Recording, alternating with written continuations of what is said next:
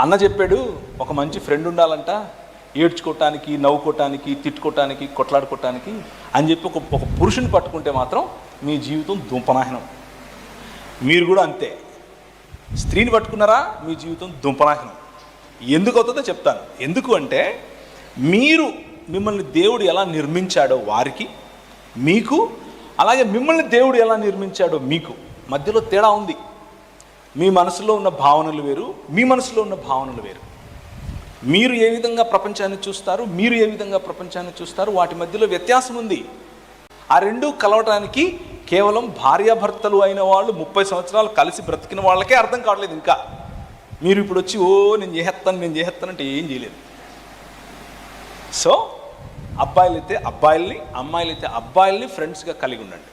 మీ మనసులో ఉన్న విషయాలు చెప్పుకోండి, ఉన్నట్టుగా చెప్పుకోండి. అయితే కండిషన్స్ ఏంటి? ఎలాంటి ఫ్రెండ్ అయి ఉండాలి? ఒంటరిగా ఉన్నప్పుడు తప్పుడు పనులు చేయకుండా ఉండాలి అంటే ఎలా చేయకుండా ఉండాలి?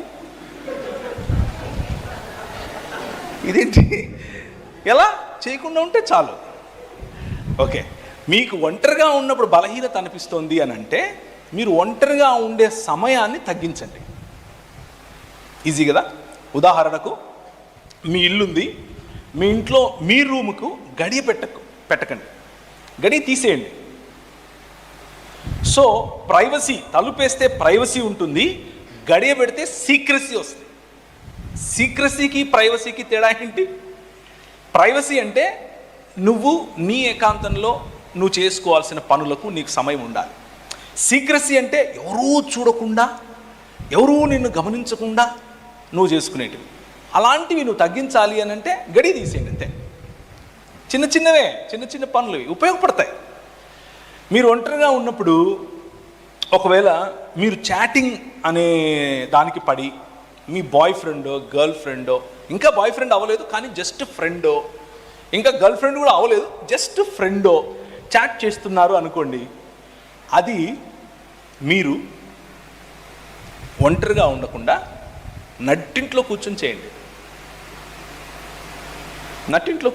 మీరు ఒంటరిగా ఉన్నప్పుడు వచ్చే తలంపులను కనీసం మెల్లిమెల్లిగా అక్కడ మీరు జయిస్తారు. సమయం తీసుకుని మీరు ఇలా చేస్తున్నారు కాబట్టి మీరు ఇక పనికిరారు, మీరు నరకానికి వెళ్ళిపోతారు అని నేను చెప్పట్లేదు.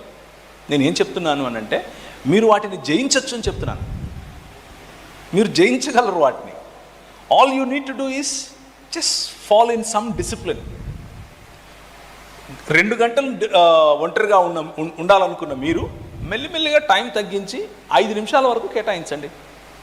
6 నిమిషాలు, 10 నిమిషాలు, అరగంట చాలు. అంతకంటే ఎక్కువైతే అది సీక్రసీ అవుతుంది. వీలైతే ఇంకొక మంచి సలహా మీకు ఉపయోగపడేది, వీలైతే మీ చెల్లినో, అక్కనో, అన్ననో, తమ్ముడో, లేకపోతే మీ క్లోజ్ ఫ్రెండో ఎవరో ఒకరు మీకుండాలి. మీ మొత్తం మనసు ఉన్నట్లు మాట్లాడుకోగలిగే ఒక వ్యక్తి ఉండాలి మీ జీవితంలో. ఒక ఫ్రెండ్ ఉండాలి. ఆ ఫ్రెండ్ లేరనుకోండి, మీ ఒంటరితనంలో మీకు అవసరం లేని వాళ్ళు ఫ్రెండ్స్ అవుతారు, మీకు ఉపయోగపడని వాళ్ళు ఫ్రెండ్స్ అవుతారు. కానీ మనసులో ఉన్నట్లు చెప్పుకోవటానికి నువ్వు ఏం చెప్పినా కానీ విని నేనున్నా లేరా తమ్ముడు నీకు అని చెప్పేవాళ్ళు అయి ఉండాలి సుమా. లేకపోతే అయిండ్రా, అయిందా, నేను చెప్పినా ఆ రోజే చెప్పినా, నువ్వు డైరెక్ట్గా నరకానికే అని చెప్పేటోళ్ళు వద్దు. వాళ్ళు ఎంత భక్తిపరులైనా సరే వద్దు. అలాంటి వాళ్ళు మీ జీవితాన్ని కట్టలేరు.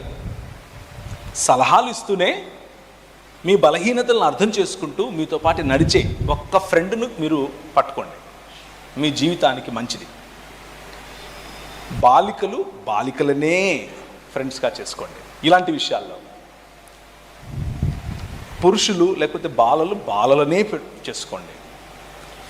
అన్న చెప్పాడు ఒక మంచి ఫ్రెండ్ ఉండాలంట, ఏడ్చుకోవటానికి, నవ్వుకోవటానికి, తిట్టుకోవటానికి, కొట్లాడుకోవటానికి అని చెప్పి ఒక పురుషుని పట్టుకుంటే మాత్రం మీ జీవితం దుంపనాశనం. మీరు కూడా అంతే. స్త్రీని పట్టుకున్నారా మీ జీవితం దుంపనాశనం.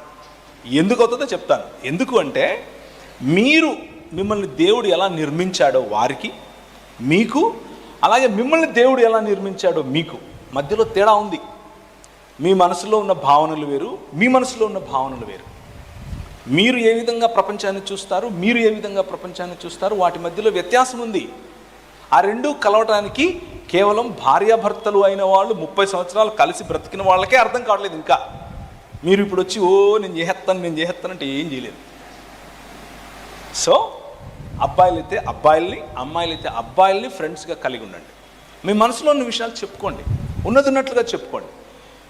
అయితే కండిషన్స్ ఏంటి, ఎలాంటి ఫ్రెండ్ అయి ఉండాలి? నెంబర్ 1, ప్రభువుని తెలుసుకున్న ఫ్రెండ్. నెంబర్ 2, రెగ్యులర్గా సహవాసంలో ఉండే ఫ్రెండ్. నెంబర్ 3, మీరు నమ్మగలిగే ఫ్రెండ్. నెంబర్ 4, ఆయనకు చెప్పినా చచ్చిపోయిన ఈ గోడకు చెప్పినా ఒకటే అనుకునే వ్యక్తి. అలాంటి వాళ్ళు దొరకటం కష్టం, కానీ వెతికి పట్టుకోండి. అలాంటి వాళ్ళు ఒక్కరు ఉంటే మంచిది. నాకున్నారు. నేను ఇక్కడ తెల్లబట్టలు వేసుకుని మీతో చెప్తున్నాను కాబట్టి నాకేం బలహీనతలు లేవు అనుకుంటున్నారా? No, I have my own struggles. నా స్ట్రగుల్స్ నాకు ఉన్నాయి. నేను ఇప్పుడే పరలోకములో నుండి దిగి వచ్చి ఏం లేదు. I'm just like you. నేను మీలాగే. నాకు కొంతమంది ఫ్రెండ్స్ ఉన్నారు. ముఖ్యంగా నేను చిన్నప్పటి నుంచి నేను ఎప్పుడు మా నాన్న ఎలా ఉంటాడో నాకు తెలియదు, నాన్న కౌగిలింత ఎలా ఉంటుందో నాకు తెలియదు, నాన్న దగ్గరికి వెళ్ళి ఎలా మాట్లాడో ఏం చేయాలో నాకు తెలియదు. కానీ ఒక 4-5 సంవత్సరాల క్రితం ఇక్కడ కూర్చున్నారు చూడండి, మనకు శామ్యుల్ అంకుల్ గారు, ఆయన ఆ ప్లేస్ ఫిల్ చేశాడు. నాకు 38-40 సంవత్సరాలు వచ్చినప్పుడు ఆయన పరిచయమై ఆయనలో నేను మా నాన్న చూసుకున్నాను. అర్థమవుతుందా? You can find it. మీరు కావాలనుకుంటే అలాంటి వాళ్ళు మీకు దొరుకుతారు, చెప్పుకోవటానికి, మాట్లాడటానికి, ఒంటరితనం నుంచి బయట రావటం. నాకు కొంతమంది ఫ్రెండ్స్ ఉన్నారు, వాళ్ళు నాకు అంటే ఇప్పుడు గాలి ఇలా నుంచి వస్తుంది అనుకోండి, అవన్నీ తలుపులు మూసేసామనుకోండి, ఏమవుతుంది లోపల? ఒక రకమైన ఎలా ఉంటుందంటే వెళ్ళిపోదాం ఇక్కడ నుంచి అన్న భావం ఉంటుంది కదా. అది మనసులో నుంచి విషయాలు బయటకు వెళ్ళిపోవాలి, వెంట్ అనేది ఉండాలి. అందుకని మనం వెంటిలేషన్ అంటాం. ఇలా వచ్చిన గాలి అలా వెళ్ళిపోవాలి. దానికి మీకు ఒకరు ఫ్రెండ్గా ఉండాలి. ఒకరో ఇద్దరో, ఒక అక్కో ఒక అన్నో మీకు ఉండాలి. మీరు వెతికి పట్టుకోండి. మీకు ఒకవేళ దొరకకపోతే కనీసం మీకంటే చిన్నవాళ్ళ కోసం మీరు అలా ఉండండి. That is very important. నేను బండి తోలుకుంటూ వెళ్తున్నాను అనుకోండి, ఫోన్ చేస్తాను. నేను ఫోన్ చేయగానే ఎరా ఎట్లుంది, నీ లైఫ్ ఎట్లుంది అని మొదలు పెడతారు. బాగానే ఉందిరా. ఏంటి మీరు ఒరే అని మాట్లాడుకుంటారా? మాట్లాడుకోకూడదా? మేమైతే అలా మాట్లాడుకుంటాం. మీరు పరిశుద్ధులు కదా, ప్రేమ గల బ్రదర్ అని మాడతారా? మాట్లాడండి, నో ప్రాబ్లం. నాకు ఒరే అండంలో ఆప్యాయత కనిపించింది. నా ఫ్రెండ్ కదా, నేను బ్రదర్ అన్నాను అనుకో, రే ఆపరా నువ్వు అంటాడు. సో నాకు నా ఫ్రీక్వెన్సీ అర్థం చేసుకునే వ్యక్తి ఉన్నారు. నేను వాళ్ళకి చెప్పుకుంటాను, ఈరోజు కంపెనీలో కొంచెం మనసు బాగాలేదు, ఇలా అనేశాను, మళ్ళీ వెళ్ళి మాట్లాడాను, అన్నీ ఏం ఉచిత సలహాలు ఏం చెప్పడాడు. విని అవునా సర్లేరమ్మా ఏం కాదులే అంటాడు. అడిగి ఏదైనా చెప్పాలనిపించింది అనుకో, అవును సరే కానీ అని దాన్ని ఆపేసి ఒక 5 నిమిషాలు టైం తీసుకుని, ఒక 10 నిమిషాలు టైం తీసుకుని మళ్ళీ టాపిక్ తీసుకొచ్చి, నువ్వు అలా అన్నావు కదా, దాన్ని ఇలా అంటే బాగుండదేమో కదా అంటాడు. మనల్ని కట్టేవాళ్ళు, మన మీద ఇంట్రెస్ట్ ఉన్నవాళ్ళు, అలాంటి వాళ్ళని పట్టుకోవాలి. అది మీ బాధ్యతే. సంఘంలో అలాంటి వాళ్ళు కరువు అవుతూ ఉంటే మీ బాధ్యత అలాంటి వాళ్ళుగా మీరు ఎదగటం.